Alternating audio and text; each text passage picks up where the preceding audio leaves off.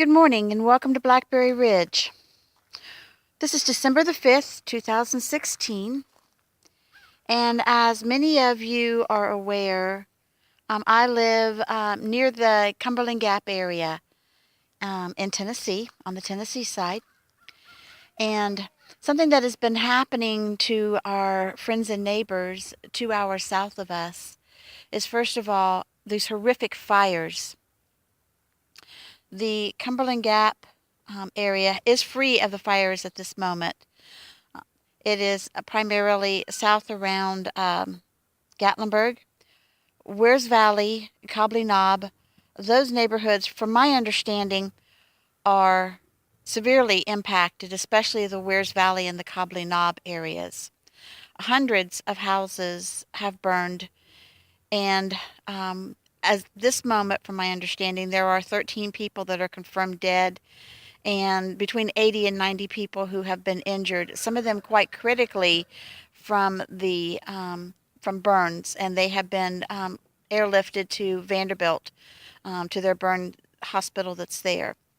I'm not giving you this as a news flash because you can get much more learned people to talk about this fire than I could ever begin to speak about it. The reason that I'm contacting you, or the reason that I'm talking, is that I have started looking at my property from a fire perspective, thinking, what do I need to do to get in line or in track to keep my property safe? Fortunately and unfortunately, there's a good and a bad to this, is that approximately 10 to 15 years before I purchased my property, the property was clean cut, which meant that they came through and they wiped down the trees to nothing. Basically, they took it to bare dirt. There are still a few rotted stumps that have been around, but very few. The back area here, or the south of me, which goes down the hill, it does have where there are some trees that are there that have started growing up. So, I don't think that I would have a problem from trees on my property.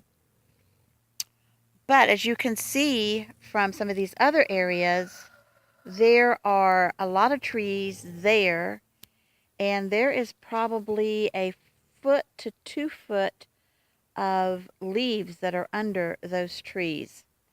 There's nothing that I can do about that property because it's not mine. Somebody else owns that property. I just need to be aware of their existence.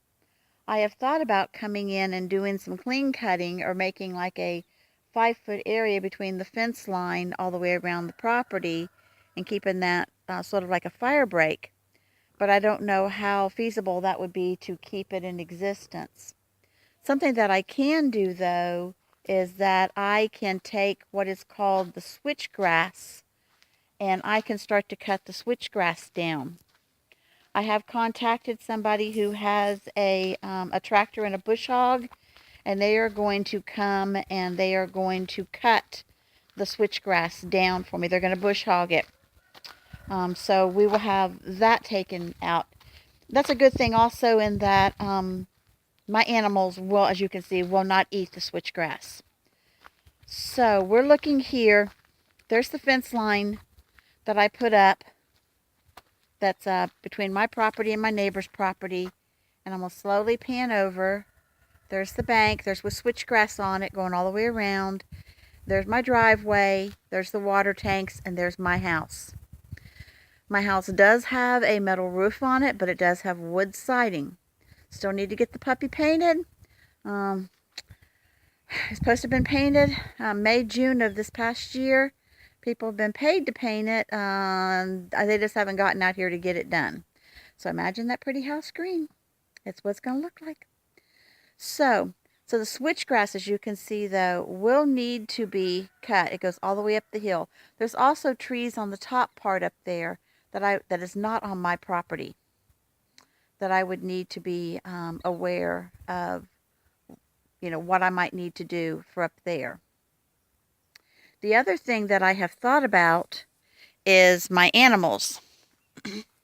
So if there's a fire, first of all, my first concern would be getting Ambi out of the house, getting her wheelchair and her loaded into the car or the truck, whichever we would be taking at that point.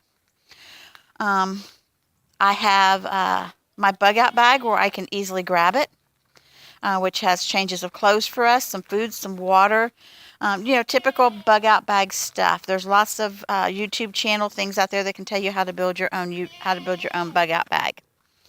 So the bug out bag is ready to go. The other thing that I would need to be concerned about, though, is my livestock. At this point, I do not own an animal hauler. So that needs to be one of the top things on my agenda, is to somehow get the money to purchase an animal hauler. Then I would need to do some dry runs and figure out what would be the easiest way to get all my animals, if I was taking them or had the time to take them, to get them into the animal hauler to get out of here. Have you thought about what you would do? What roads would you take if you needed to evacuate quickly? What steps do you need to take? Have you looked around your place to see what could possibly catch on fire or maybe put your house up on fire?